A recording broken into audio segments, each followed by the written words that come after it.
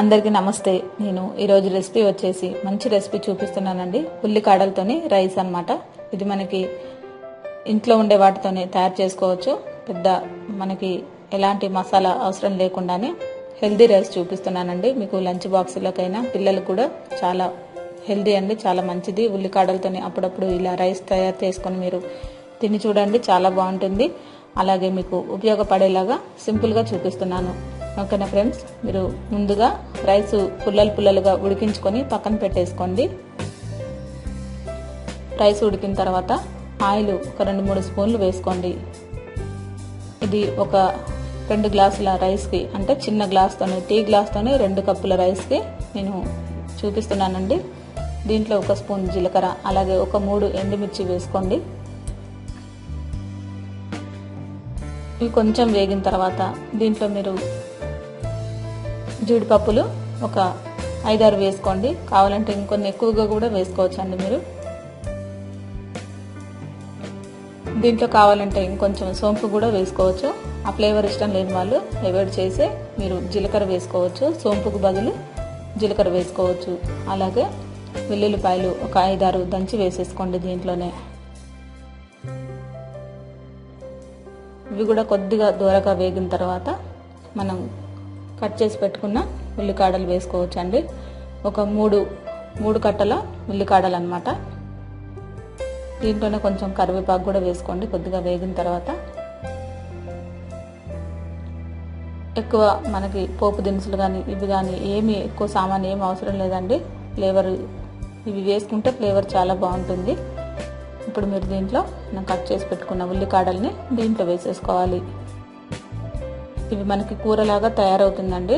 ఒక 5 నిమిషాలు తొందరగానే ఉడికిపోతాయి, ఎక్కువ టైం కూడా పట్టదు మనకి. ఒక 5 నిమిషాలు మీడియం ఫ్లేమ్లో పెట్టి ఉడికించేసుకోండి.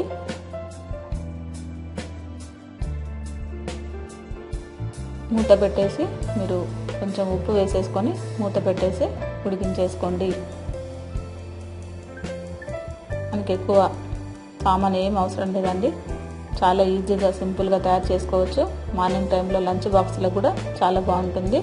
మీరు జాబ్ చేసే వాళ్ళు కానీ తయారు చేసుకోవచ్చు ఈజీగా. అలాగే దీంట్లో 1/2 స్పూన్ కంటే కొంచెం తక్కువగా షుగర్ వేసుకోండి, ఫ్లేవర్ చాలా బాగుంటుంది. అలాగే మీరు కొద్దిగా ఘాటు కోసం పచ్చిమిర్చి వేసేసుకోండి.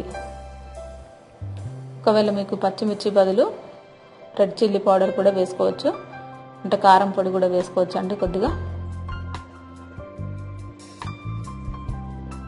చూసారు కదా, ఈ విధంగా మనకి ఉల్లికాడలు ఉడికిపోయాయి.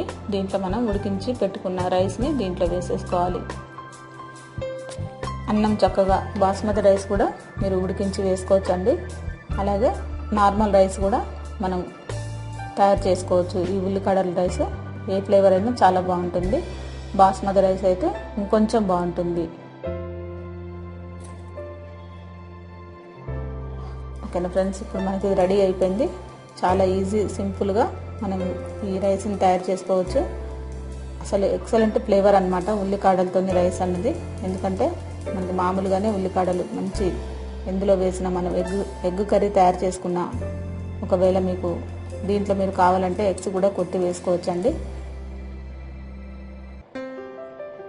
ఎగ్స్ కూడా వేసేసుకోవచ్చు. ఓకేనా ఫ్రెండ్స్, ఇది మనకి రెడీ అయిపోయింది. ఈ ఉల్లికాడలు వేసిన తర్వాత కొంచెం ఒక 5 నిమిషాల పాటు కొద్దిగా వేడిగా అయిన తర్వాత స్టవ్ బంద్ చేసి మీరు సర్వ్ చేసుకోవడమే. చాలా ఈజీ అన్నమాట. మీరు ఒకసారి తయారు చేసి టేస్ట్ చేసి చూడండి, ఎంత బాగుంటుందో మీకే తెలుస్తుంది. ఓకేనా ఫ్రెండ్స్, మీ అందరూ ఒకసారి ట్రై చేయండి ఈ ఉల్లికాడల రైస్ని. చాలా సింపుల్గా చూపించాను వీడియో.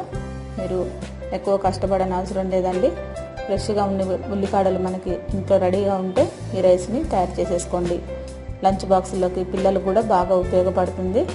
మనం కూర ఏం చేయాలో తోచినప్పుడు కూడా ఇటువంటి రైస్ని మీరు తయారు చేసుకొని తినొచ్చండి, చాలా బాగుంటుంది. ఓకేనా ఫ్రెండ్స్, నా వీడియో మీ అందరికీ నచ్చే ఉంటుంది అనుకుంటున్నాను. ఈ వీడియో కనుక మీకు నచ్చినట్లయితే లైక్ చేయండి, షేర్ చేయండి, సబ్స్క్రైబ్ చేయండి. అందరికీ వెరీ థ్యాంక్ యూ అండి.